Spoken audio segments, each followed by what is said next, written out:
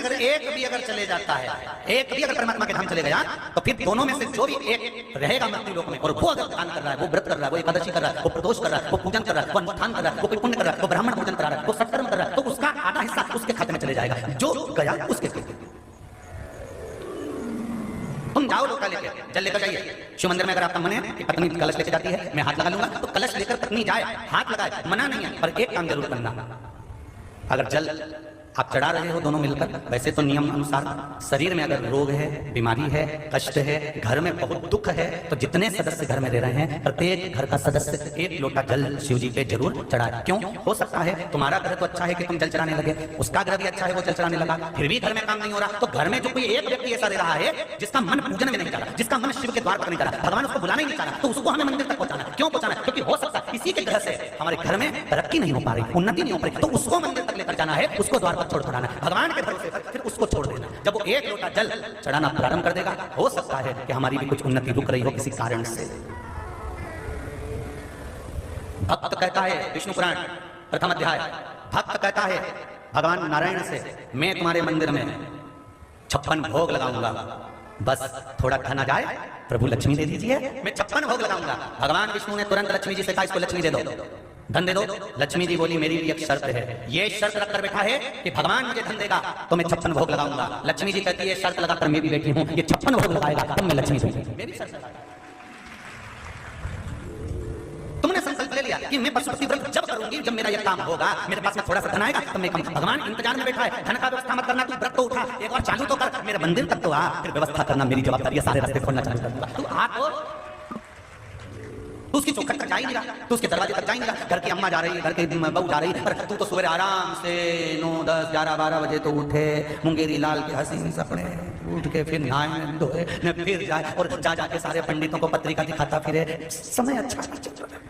देखो पंडित जी, थोड़ा सारे महाराजों को पत्रिका दिखाया जाने, भोपाल में, इंदौर में, कहीं न कहीं न कहीं, ना जाने जहां जहां मालूम पड़े वहां वहां पहुंच गया, कि केवल कोई ऐसा चमत्कार हो जाए कि कहीं का महाराज मिले और ऐसी फुर्ती घुमा के ऐसी बपूती फेंके, डंडा निकल के बाहर आ जाए। तो ऐसा महाराज मिले तो हमको भी बता, आश्रम बनाना दादा, कुबेरेश्वर बाबा का ये धाम बनाना, ऐसा कहीं का महाराज मिले फुर्ती घुमा के डंडा निकाल।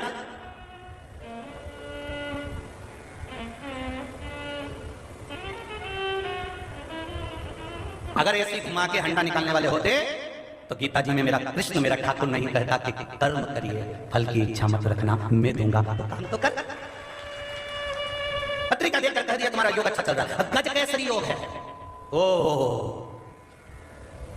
और मालूम पड़े दरवाजे पे सुअर घूम रहा है, तो क्या गज केसरी योग, ना गज है ना केसरी है, सुंगरा घूम रहा है पूरा हुआ। सारी दुनिया में दिखा दिया। 11 बजे सो के उठे, 1 बजे ऑफिस में पहुंचे, 3-4 बजे तक बैठे, 4 बजे तक बैठने के बाद भी दिन भर जब से पहुंचा ऑफिस में सबसे व्हाट्सएप से फुर्सत नहीं है, मोबाइल से फुर्सत नहीं है, फुर्सत नहीं, चैटिंग से फुर्सत नहीं, शाम के घर आया और भगवान का रोना रहे, भगवान ने कैसा कर दिया, भगवान मेरा काम नहीं चले, भगवान मेरा धंधा नहीं चले, भगवान में तो बर्बाद हो गया। भगवान के कुछ मत कर, कहीं मत जा, कहीं जाने की जरूरत नहीं है। इसलिए शिव महापुराण की कथा में आपको बार बार कहते हैं, आप कुबेरेश्वर धाम पर भी मत आओ, टीवी के सामने बैठकर कथा सुन रहे हो, विश्वास रखकर कथा सुनना। तुम्हारे नजदीक में जो शंकर मंदिर हो उसमें 1 लोटा जल चढ़ाना चालू कर देना, विश्वास रखकर चढ़ाना, और फिर कहना कि मैं कुबेरेश्वर धाम जब जाऊंगा जब मेरा यह काम हो जाएगा। काय को आप यहाँ फालतू पर टाइम बर्बाद करने के लिए?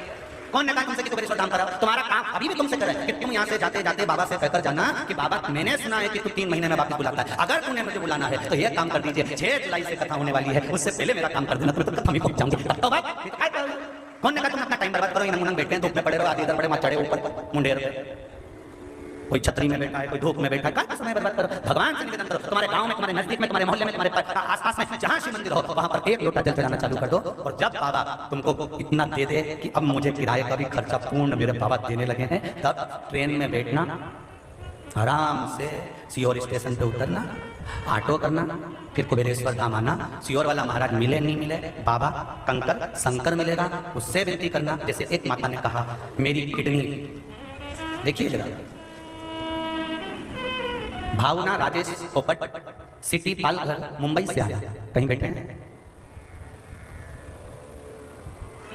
पालघर मुंबई से, कहीं बैठे हो तो हाथ हिलाइएगा।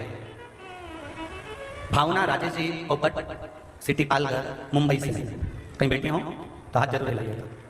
हर हर महादेव। मुंबई वाले कहीं बैठी हैं? बाहर वाले पंडाल में भी कहीं पर बैठे हो तो स्मरण करिएगा। आपने लिखा है शिव कृपा से मेरी डैमेज, और जिस जगह पे लिखा उन्होंने पीले कलर की स्याही से लाइन भी खींच दी है, देखिए पीले कलर की स्याही से लाइन भी खींच दी कि बाबा ने मेरे पर क्या कृपा करी। शिव कृपा से मेरी डैमेज किडनी ठीक हो गई और दामाद को जॉब भी मिल गई अच्छे पैकेज का। आपको बहुत बहुत धन्यवाद। आपके आशीर्वाद से शिव कृपा से हमारे सब काम बन रहे हैं। मेरी एक किडनी 20 से 22 साल से डैमेज थी, इसमें लिखा है 20 से 22 साल से डैमेज थी, और कभी कभी उसको बहुत शरीर में कष्ट होने लगता था, पर मैंने 2 बार पशुपतिनाथ का व्रत किया और बाबा का नाम जप श्री शिवाय नमस्तुभ्यं प्रारंभ किया, तब से मेरी हेल्थ अच्छी होने लगी। एक बार जब मैं रूटीन चेकअप कराने के लिए डॉक्टर के पास गई और सोनोग्राफी की तो डॉक्टर ने बताया अब तुम्हारी दोनों किडनी अच्छे तरह से वर्क करना प्रारंभ कर दी है, काम करना चालू कर दी है, अब दवाइयां मत लेना, तुम्हारी किडनी अब ठीक हो गई है। उसने पीछे एक बात लिखी है, मुझे हिंदी में लिखना अच्छे से नहीं आता, गुरुजी भूल हो जाए तो माफ कर देना, मेरे हृदय की बात। तो ये शिव भक्ति नहीं तोड़ दिया,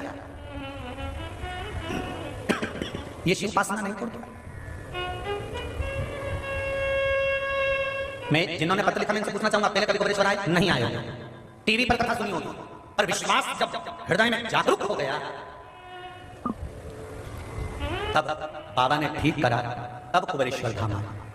आओ कुबेरेश्वर की पावन धरा के लिए किसी को मना नहीं है कि आप मत आओ, यहाँ कंकर शंकर है, उससे निवेदन करो, 108 बार श्री शिवाय नमस्तुभ्यं का जाप करो, उससे दिल लगाकर विनती कर फिर जाओ।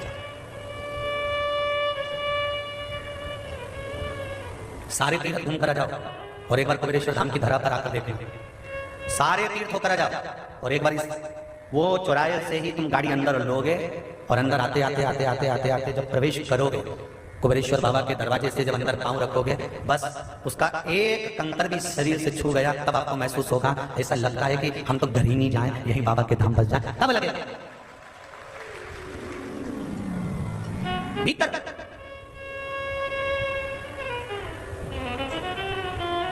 अभी ये दोनों जजमान बैठे हमारे सोनी जी और पाठक जी, इनके घर में भी कमरों में बहुत सुंदर सुंदर एसी लगे होंगे, हाल में भी लगे होंगे, जोरदार सब्जी व्यवस्थाएं होंगी, सब कुछ होगा, भोजन भी अच्छा बनता होगा, सब काम होगा। अभी यहाँ तो एक सब्जी बने, भोजन पूड़ी बन जाए, रोटी बन जाए, चावल बन गया कभी। अब उसके बाद भी यहाँ के भवन में कहीं रह रहे हो, कहीं रह रहे हैं, उसके बाद रात्रि को तपन भी होती है, उमस भी होती है, उसके बाद भी शिव भक्ति का जो बल होता है, जितना जितना मेरे बाबा को यहाँ पर तपाना होगा उतना तपाएगा, सब निचोड़ लेगा तुमको, तब यहाँ से भेजेगा कि तेरे दुख काट कर भेज रहा हूँ, दुख काटे।